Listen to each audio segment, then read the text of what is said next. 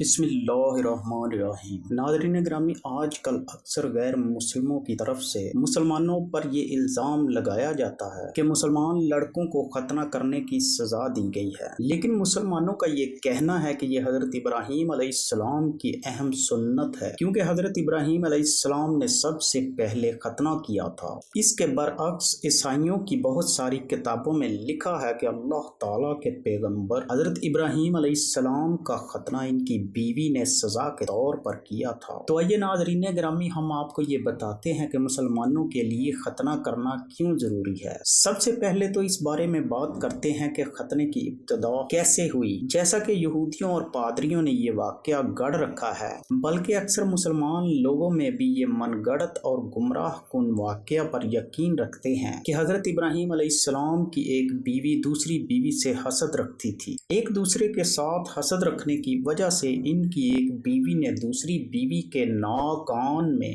چھید کر دیا، جس وجہ سے آج کل لڑکیوں میں ناک کان میں سوراخ کروا کر زیورات پہننے کا رواج عام ہے۔ اس کے بعد ایک بیوی نے حضرت ابراہیم علیہ السلام کا ختنہ ایک شیشے سے دھوکے سے کر دیا تاکہ وہ دوسری بیوی کے پاس شرم سے نہ جا سکیں۔ نعوذ باللہ، استغفار۔ پیارے ناظرین گرامی، جیسا کہ یہ واقعہ من گڑت ہے، اس واقعہ کی کوئی حقیقت نہیں ہے اور نہ ہی کسی مستند کتاب میں موجود ہے۔ اس واقعہ کو گڑھنے کا مقصد صرف یہ ہے کہ مسلمانوں کو یہ باور کروایا جائے کہ وہ ایک ایسی سنت پر عمل کر رہے ہیں جس کو دھوکے سے سزا کے طور پر شروع کیا گیا تھا۔ پیارے دوستو، جبکہ حقیقت بات کچھ اور ہے۔ جیسا کہ اللہ تبارک و تعالیٰ نے حضرت ابراہیم علیہ السلام کو بیٹے کو قربان کرنے کی آزمائش سے گزارا، اسی طرح انہیں ایک دن ختنہ کرنے کا حکم اللہ تبارک و تعالیٰ نے وحی کے ذریعے ارشاد فرمایا۔ ناظرین گرامی، اللہ تبارک و تعالیٰ کی طرف سے وحی آئی کہ حضرت ابراہیم علیہ السلام کو حکم ہوا کہ وہ اپنا ختنہ کرے۔ صحیح مسلم شریف کی حدیث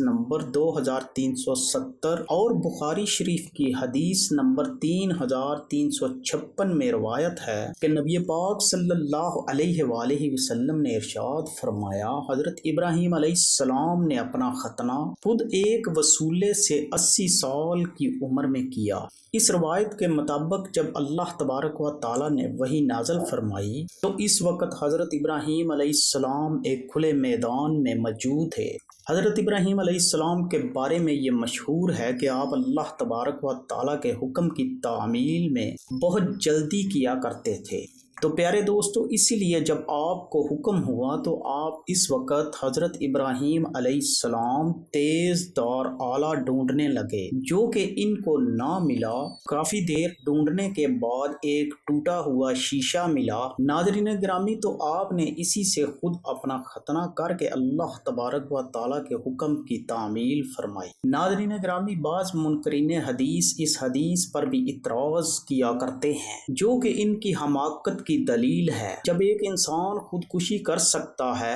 خود اپنے ہاتھ سے اپنی گردن کاٹ سکتا ہے، تو حضرت ابراہیم علیہ السلام کا خود شیشے یا وسولے سے ختنہ کر لینا کون سی تعجب کی بات ہے۔ اور حضرت ابراہیم علیہ السلام کے 80 سال کی عمر میں ختنے کرنے پر بھی اعتراض کرنا بہت حد تک ہے۔ ناظرین گرامی، جیسا کہ اللہ تبارک و تعالیٰ کا حکم ہوا، اس کی تعمیل کی گئی۔ حضرت ابراہیم علیہ السلام سے پہلے انبیاء کو ختنہ ہونے اور ناف کٹی ہوئی ہونے کی حالت میں بطور اعزاز و احترام کے پیدا ہوتے رہے، اور اس کی باقاعدہ عمومی سنت ہونے کی ابتدا حضرت ابراہیم علیہ السلام کے دور سے ہوئی۔ آپ نے خود اپنا ختنہ فرمایا۔ ناظرین گرامی، حضرت ابراہیم علیہ السلام نے خود اپنا ختنہ کیا اور پھر اس کے بعد اپنے بیٹے حضرت اسماعیل علیہ السلام کا ختنہ 13 سال کی عمر میں کیا۔ ناظرین گرامی، حضرت علامہ ابن حجر عسقلانی بھی لکھتے ہیں کہ سب سے پہلے ختنہ کرنے والے انسان حضرت ابراہیم علیہ السلام ہیں، جنہوں نے خود ایسے شیشے سے اللہ تبارک و تعالیٰ کے حکم کی تعمیر میں ختنہ کیا۔ اسی طرح طرح فتال باری میں روایت ہے کہ ازرو شرع مردوں کے لیے ختنہ کرنا سنت موقدہ ہے، کیونکہ سب سے پہلے حضرت ابراہیم علیہ السلام نے اپنا ختنہ اپنے ہاتھوں سے کیا۔ ناظرین گرامی، ہم آپ کو یہ بتاتے چلیں کہ عربوں میں بھی یہ سنت ابراہیمی رائج رہی،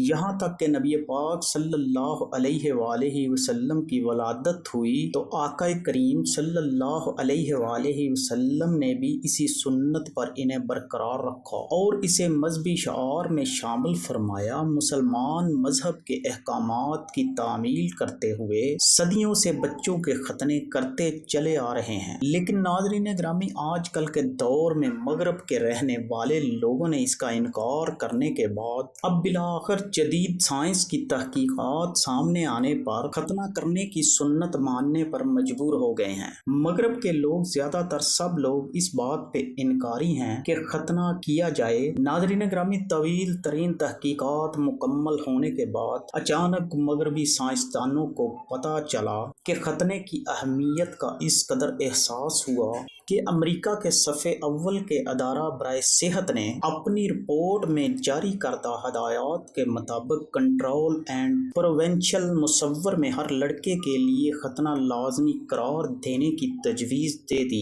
جدید ریسرچ کے مطابق اس ادارے کا کہنا ہے کہ ختنہ بچوں کو پیشاب کی نالی کے انفیکشن جیسی بیماریوں اور پائن ایپل کینسر کے خطرات سے محفوظ رکھتے ہیں۔ ادارے کا یہ بھی کہنا ہے کہ ختنہ نہ کرنے کی صورت میں بڑی ہوئی جلد، جسے ختنوں میں کاٹ دیا جاتا ہے، میں بیکٹیریا اور دیگر جراثیم جمع رہتے ہیں اور بیماریوں کا باعث بنتے ہیں، جبکہ بعض اوقات اس جلد میں زخم بھی بن جاتے ہیں جن کے ذریعے خطرناک جراثیم جسم کے اندر چلے جاتے ہیں اور خوفناک بیماریوں کا سبب بنتے ہیں۔ ناظرین گرامی، جدید سائنسی ادارے نے ایک اہم بات یہ بھی بتائی ہے کہ جن مردوں کے ختنے نہیں ہوتے وہ جراثیموں کو شریک حیات میں منتقل کر کے ان میں کینسر کا سبب بھی بنتے ہیں۔ متعدد اعتراضات اور کچھ حلقوں کی طرف سے مخالفت کے باوجود ادارے نے کہہ دیا ہے کہ ختنوں کے فوائد کے بارے میں فوائد اس قدر واضح ہیں کہ اب ان کا انکار کرنا ناممکن ہے۔ ناظرین گرامی، مسلمان شخص تو اللہ تبارک و تعالیٰ کے حکم کی تنفیذ کرتا ہے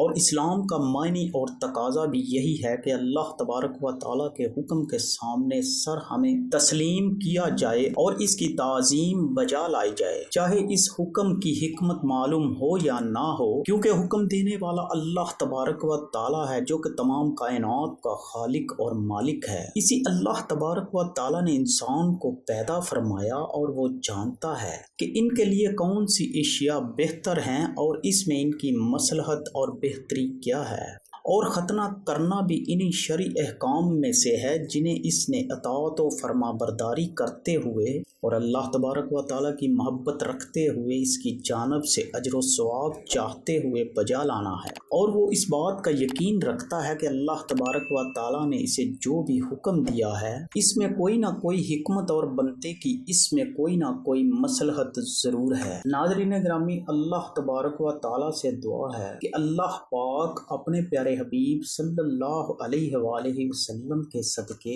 ہمیں نیک اعمال کرنے کی توفیق عطا فرمائے اور برائی سے بچنے کی توفیق عطا فرمائے۔